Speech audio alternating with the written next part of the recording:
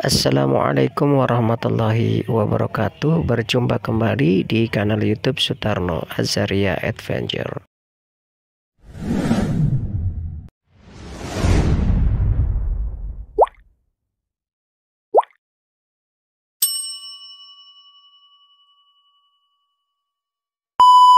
Kalau di kesempatan episode sebelumnya kita telah angkat tentang salah satu YouTuber Dodi Syafriadi yang dimaki-maki oleh Muhyiddin atau pengikut dari Ustadz Adi Hidayat karena berani mengkritik beliau. Kini ada salah satu mu'alaf yang juga angkat bicara. Kita simak bersama di kanal YouTube beliau, yaitu Edi Prayitno.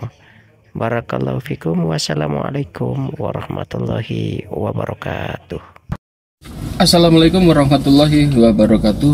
Ada video Ustadz Adi Hidayat menyamakan atau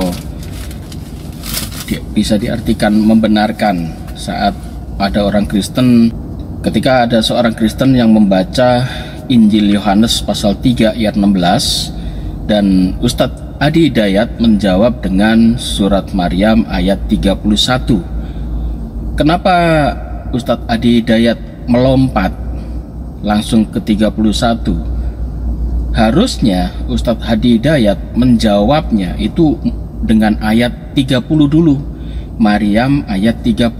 Kenapa? Karena ayat ini adalah bantahan dari Yohanes 3 ayat 16. Mengatasnamakan toleransi tetapi menyamakan ayat Injil dengan ayat Al-Quran. Dan ayat ini sangat krusial sangat krusial, dan ini tidak bisa dibuat main-main atau disama-samakan. Ini adalah berbunyi sebagai berikut: karena begitu besar kasih Allah akan dunia ini sehingga ia telah mengaruniakan anaknya yang tunggal, supaya setiap orang yang percaya kepadanya tidak binasa melainkan beroleh hidup yang kekal.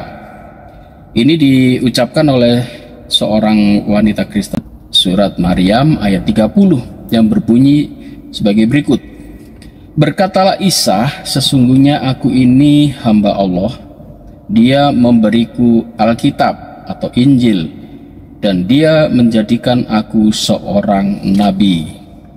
Sekilas dua ayat ini memang sekilas hampir sama, yaitu menceritakan soal Isa atau Yesus Kristus. Tetapi ada dua perbedaan besar di sini, bahwasanya ayat Al-Quran itu sebetulnya ayat bantahan terhadap ayat Yohanes 3 ayat 16, tidak sama sekali. Justru ayat di dalam Al-Quran surat Maryam ayat 30 itu membantah klaim di dalam Injil Yohanes pasal 3 ayat 16. Kenapa saya katakan ini sebagai bantahan? Karena di dalam kitab Injil 3 ayat 16 ini diartikan bahwasanya orang Kristen mendapatkan seorang putra. Seakan-akan ini Tuhan Allah mempunyai putra, dan putra ini disembah, dan siapapun yang menyembah putra ini akan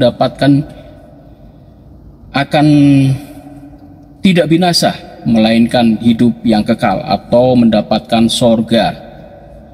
Tidak binasa itu berarti tidak masuk neraka. Hidup yang kekal itu berarti masuk sorga. Di dalam Injil Yohanes 3 ayat 16 ini berbunyi, karena begitu besar kasih Allah akan dunia ini sehingga ia telah mengaruniakan anaknya yang tunggal. Masya Allah, astagfirullahaladzim, nauzubillahi min dalik. Ini dikatakan Allah punya anak. Allah mengaruniakan anaknya yang tunggal. Ini harusnya dibantah oleh Ustadz Adi Hidayat bahwasanya Allah tidak pernah mempunyai anak, apalagi yang menyembah anaknya akan memperoleh keselamatan surga dan tidak binasa. Karena di dalam ayatnya, supaya setiap orang yang percaya kepadanya, percaya pada siapa ini? Bukan percaya pada Allah, bukan percaya pada Allah, tetapi percaya kepada Yesus sebagai anaknya itu tidak binasa melainkan beroleh hidup yang kekal. Ini diartikan bahwa Yesus itu anak Tuhan, disembah, kemudian yang mengikutinya, yang menyembahnya akan memperoleh hidup yang kekal, memperoleh sorga. Ini yang harus dijawab oleh Ustadz Hadi Hidayat sebetulnya. Jadi ayat Maryam 30 itu sebetulnya ayat bantahan terhadap ayat ini. Akhirnya Isa berkata, sesungguhnya aku ini hanya hamba Allah. Allah memberiku Alkitab, Injil, dan dia menjadikan aku seorang nabi. Ini bantahan. Kalau Yesus dianggap sebagai Tuhan, Nabi Isa dituhankan, disembah, di dalam surat Maryam 30 ini membantah. Isa membantahnya bahwa ia adalah hamba dan ia yang dikasih Alkitab, dan dia ini adalah utusan dan seorang nabi, bukan seorang Tuhan. Jadi dua ayat ini sangat berbeda ya. Jadi kalau Ustadz Hadi Hidayat mengatakan ini ada persamaan di Al-Quran, ini bukan persamaan. Ini bantahan ini. 90 derajat berbeda, 180 derajat berbeda. Ini membantah klaim di dalam Alkitab bahwa Yesus itu putra Allah. Masya Allah, nauzubillah min dalik, Allah punya anak.